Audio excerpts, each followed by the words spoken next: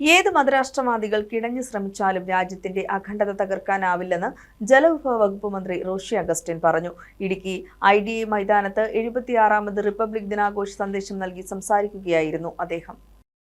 നമുക്കൊപ്പം സ്വാതന്ത്ര്യം നേടിയ രാജ്യങ്ങൾ പലതും അരാജകാവസ്ഥയെയും സാമ്പത്തിക പ്രതിസന്ധിയെയും നേരിടുന്ന സ്ഥിതിയാണ് ചുറ്റിനും. മതരാഷ്ട്രവാദങ്ങളോട് സന്ധിയില്ലാതെ ജനാധിപത്യത്തിനും മതേതരത്തിനും മാതൃകയായി തുടരാൻ നമ്മുടെ രാജ്യത്തിന് കഴിഞ്ഞു. ആര് ശ്രമിച്ചാലും നമ്മൾ പുലർത്തുന്ന മതേതര ജനാധിപത്യ മൂല്യങ്ങൾ തകർക്കാൻ കഴിയില്ല. മന്ത്രി റോഷി അഗസ്റ്റിൻ പറഞ്ഞു. രാജ്യത്തെ ഒടുവിലത്തെ വികസന സൂചികകൾ ഇന്ത്യയുടെ അഭൂതപൂർവമായ വളർച്ചയാണ് കാണിക്കുന്നത്. നാട്ടിൽ ജനാധിപത്യവും മതേതരത്വവും അതിന്റെ കരുത്തോടും സൗന്ദര്യത്തോടും നിലനിൽക്കുന്നു. നമ്മുടെ നാട്ടിലെ ചെറുപ്പക്കാരുടെ മതേതര ജനാധിപത്യ ബോധം നാടിന് അഭിമാനിക്കാൻ വക നൽകുന്നുണ്ട്. എല്ലാ സന്ദേഹങ്ങൾക്കുമപ്പുറം ഇന്ത്യ ലോകത്തിലെ ഏറ്റവും വലുതും സചേതനവുമായ ജനാധിപത്യ രാഷ്ട്രമായി ഇന്നും നിലനിൽക്കുന്നു. ഇതിനെ മാറ്റിമറിക്കാനുള്ള ശ്രമങ്ങളെ നാം ജാഗ്രതയോടെ നേരിടണം. മന്ത്രി റോഷി അഗസ്റ്റിൻ പറഞ്ഞു. രാജ്യത്തിന്റെ വികസന സ്വപ്നങ്ങൾ യാഥാർത്ഥ്യമാക്കുന്നതിൽ നമ്മുടെ സംസ്ഥാനം വലിയ പങ്കാണ് വഹിക്കുന്നത്. രാജ്യത്തെ സകല വികസന സൂചികകളിലും കേരളത്തിന്റെ സ്ഥാനം ഒന്നാമതാണെന്നത് ഏതൊരു മലയാളിയെയും സന്തോഷിപ്പിക്കുന്ന കാര്യമാണ്. വിദ്യാഭ്യാസം, ആരോഗ്യം, വ്യവസായം, ടൂറിസം രംഗങ്ങളിലെല്ലാം ഇടുക്കി ജില്ല സമീപകാലത്ത് വലിയ കുതിപ്പാണ് നടത്തിയതെന്നും മന്ത്രി പറഞ്ഞു.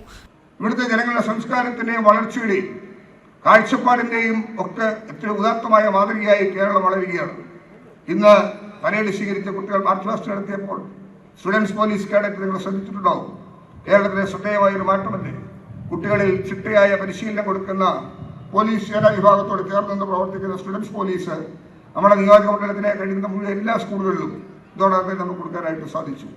ആരോഗ്യ രംഗത്തും വിദ്യാഭ്യാസ രംഗത്തും കായിക രംഗത്തും അതോടൊപ്പം തന്നെ ടൂറിസം രംഗത്തുമെല്ലാം മാറ്റങ്ങൾ വരുത്തി മുന്നോട്ട് പോകുന്ന നമുക്ക് വരുംകാല ഭാവിയിൽ ഇനിയും വലിയ മാറ്റങ്ങൾക്ക് ഇടം കൊടുക്കാൻ കഴിയുന്ന സാഹചര്യം ഉണ്ടാകുമെന്ന് ഞാൻ പ്രതീക്ഷിക്കുന്നു. News desk KCV news.